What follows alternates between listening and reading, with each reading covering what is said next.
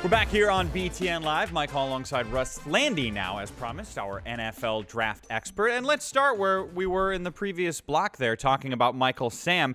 Where does he stand right now on your NFL draft board? You know, he stands really as sort of a third to fourth round type guy. I think when you look at Sam, he's a very athletic kid in terms of quickness off the ball and strength, but I think the area he's lacking is true flexibility, and I think that limits his ability to play off the ball in coverage. That's why most teams view him as sort of a going forward pass rush guy who can help against the run, but he's not going to be a drastically high pick because of that. I don't think any of the other stuff's really going to play much of a factor in where he gets drafted. He's a tweener. That's kind of what tweener's a perfect word for it. I mean, he's a natural guy in terms of understanding how to get to the quarterback, but he still has to develop. He's very raw in terms of his pass rush moves, but he is an outstanding kid in terms of competitiveness, toughness on the field, and ability to just track down plays in pursuit because he plays like it's the last play he's ever going to play. And if you lead the SEC in sacks, there's a good chance somebody in the NFL is going to want you. All right, let's turn our attention to the Big Ten now. We're going to focus on defense today, looking at some of the top players the Big Ten has. You tell me where you think they're going and what it is scouts like about them.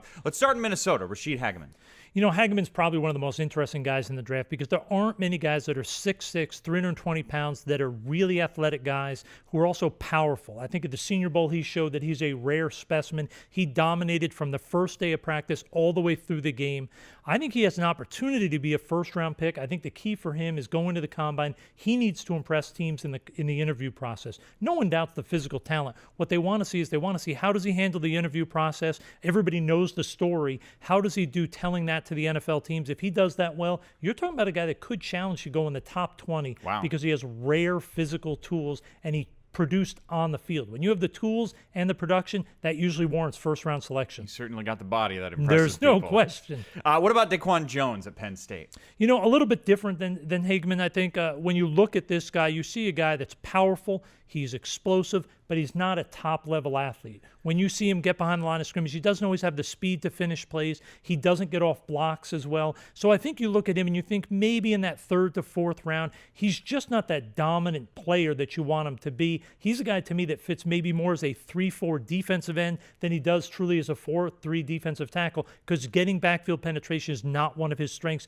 at least in terms of in college. Maybe in the NFL it gets better, but from what I see now, third round is probably best-case scenario. One of the bigger names we heard throughout this season comes from Ohio State. It's the linebacker, Ryan Shazier.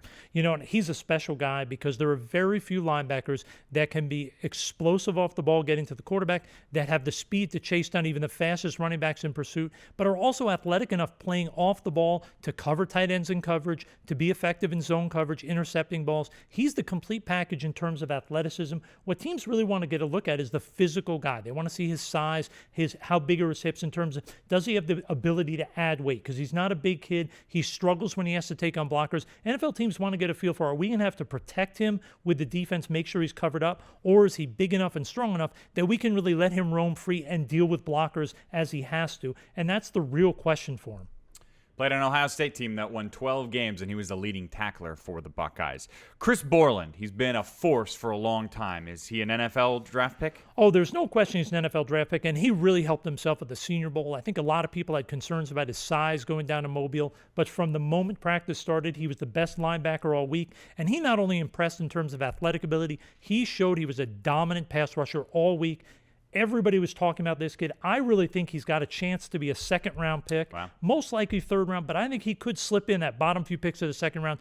I really think his best fit may end up being as a 3-4 outside linebacker in the NFL, very similar to James Harrison, who starred for the Steelers all those years when their defense was so great. I liked him. He was talking about his height. People say that's going to be what's holding him back from getting bigger. He said, I've been asked this for 6 years. Exactly, right? I just smile and I play well.